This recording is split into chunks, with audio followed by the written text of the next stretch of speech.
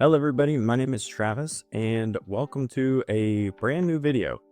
In this video, I'm going to be showing you kind of how to find haunted locations and kind of give you a good start on where to look. A lot of you starting out don't really know where to find these places, but you want to start ghost hunting, you want to get into the paranormal and start investigating, but you don't have like $600 or so to spend to rent out a entire prison. Maybe you're trying to test new equipment. You're just trying things out. You're just kind of seeing how things go. Maybe you don't have the money to stay the night in a hotel that's supposedly haunted for a couple nights, and that's okay. You don't need all those things. In this video, I'm going to show you a couple free ways to take care of this problem. We're going to start with the simplest is just Google Maps. So this is where I used to live, here in Cedar Hill, over here, the Dallas kind of area. So when you first investigate, you might want to start with cemeteries. Not all cemeteries are haunted, and a lot of the time you don't always, get results at cemeteries, and that's okay. You start with a cemetery. We have it here. I searched up cemeteries near me, um, but that's not always the case. So when you're looking for cemeteries, you're gonna want to turn on the satellite mode.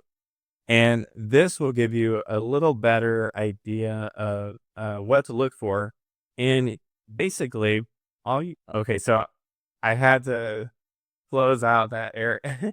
I had to cut that because I just doxed myself on accident. You're just going to look up cemeteries near you.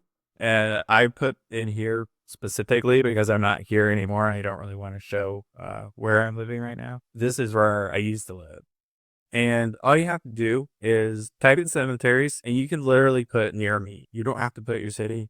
You can zoom out, and then it'll give you an option to research the area.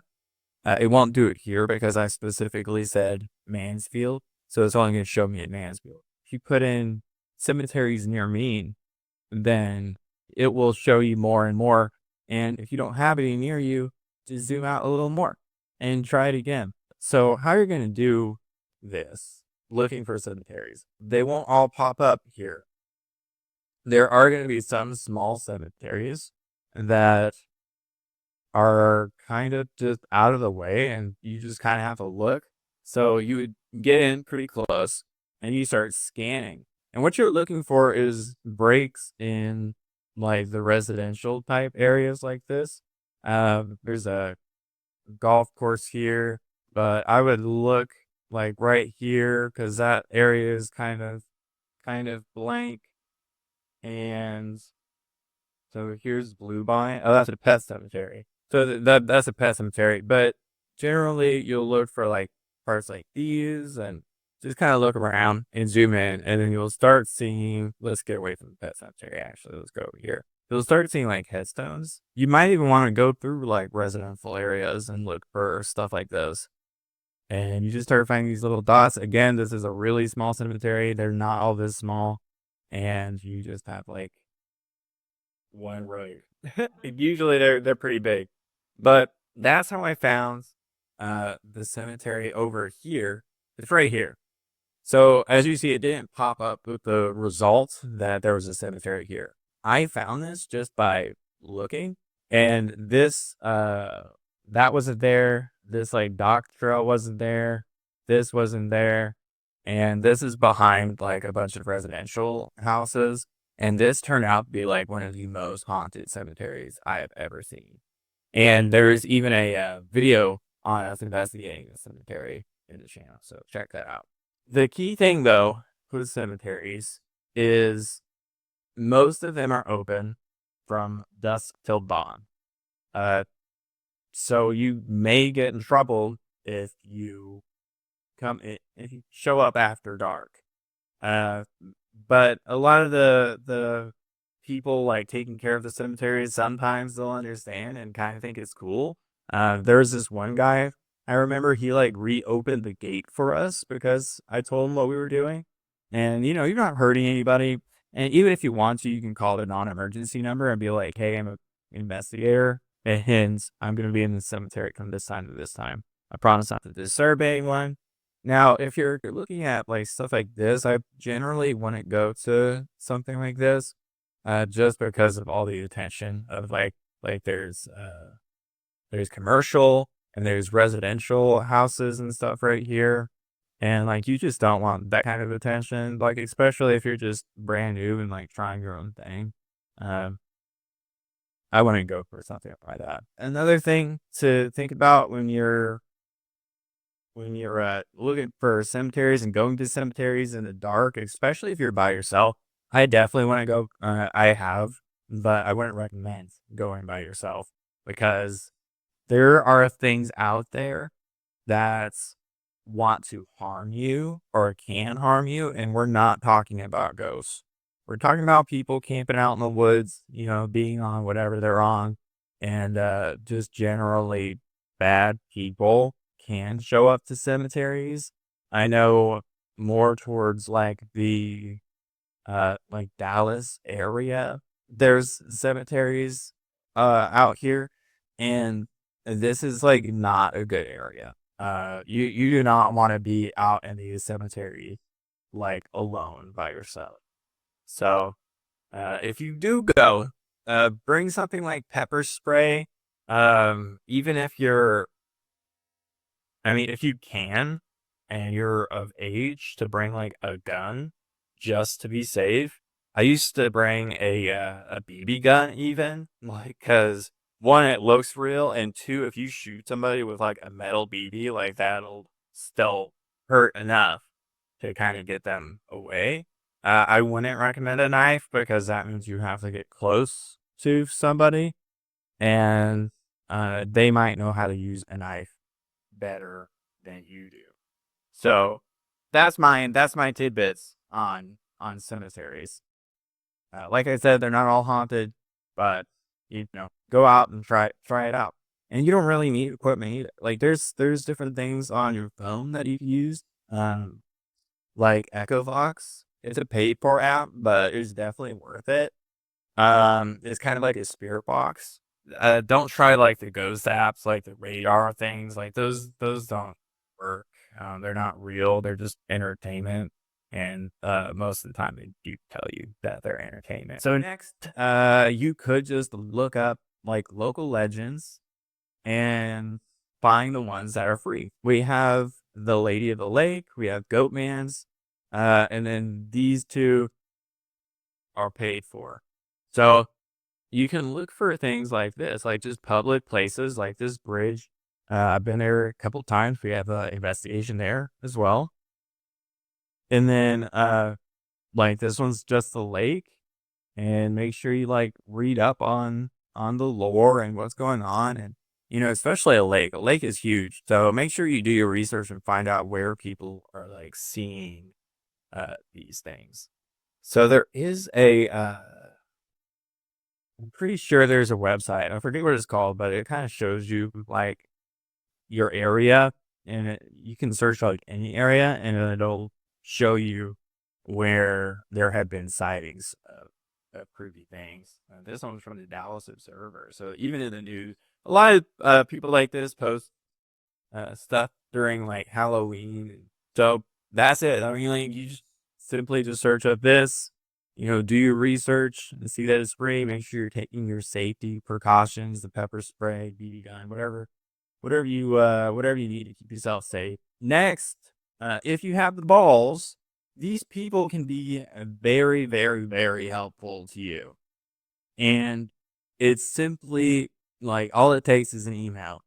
Email your local historic society and see what they have. Whether it's tragedies that have happened, or maybe they have, ghost stories and legends. Maybe they know people that have ghost stories and legends.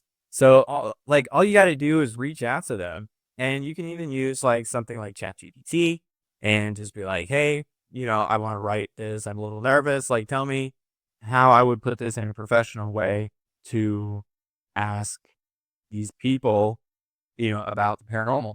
And that's the thing, is keeping it professional, even if you're just like trying it out. like you're just testing out being, like you're just starting out investigating and you're just trying out equipment, stuff like that. Just send them emails and see if they respond. Or like the Cedar Hill Museum, they have an actual physical location. You go up there and ask them, you talk to them, get to know them. People seem to respond better when you show up face to face, and they'll be able to tell you more. And, they can kind of get an idea that you're not just some weirdo trying to, I don't know, be kind of weird. I don't know. My next tip, rest in peace, Iggy. And my last tip is very simple. You simply search free haunted locations in Dallas, Texas. And you can put list here if you want like a list.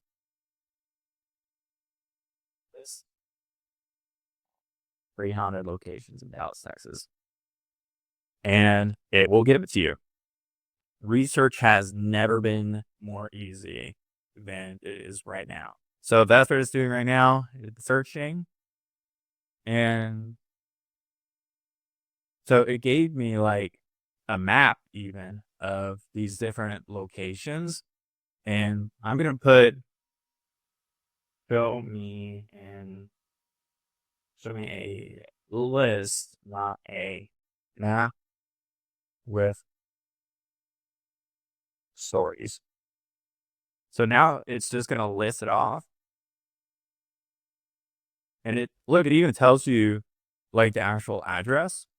And then it gives you a short description of like claims. And yeah, that's the thing. Like, respect hours and make sure you're safe and you're taking care of yourself, and look out for your own safety. And this is such a good tool, and you can expand more and more and more on this. And just for y'all's sake, like GPT is a wonderful tool, and you can do how to start paranormal investigations with no money. Use free low-cost tools, candles, flashlight, notepad, smartphone, research locations, and leverage local knowledge. Yeah, talk to locals. Yep. Borrow DIY equipment. Partner with other investigators. I've never done that. I was never really interested in that. Anyway, yeah, that's my tips on how to start investigating if you haven't before. Just kind of show you, you don't have to have money, and you can even like just go to areas around your place, your house, and just bring equipment and get like a cheap EMF detector and just start asking questions. Who knows what you might find?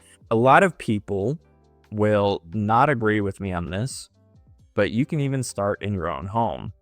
I know my friends he didn't even know that his place was haunted until we started investigating it, and we started catching really clear EVPs, and was like had all these experiences there, and it was quite crazy actually.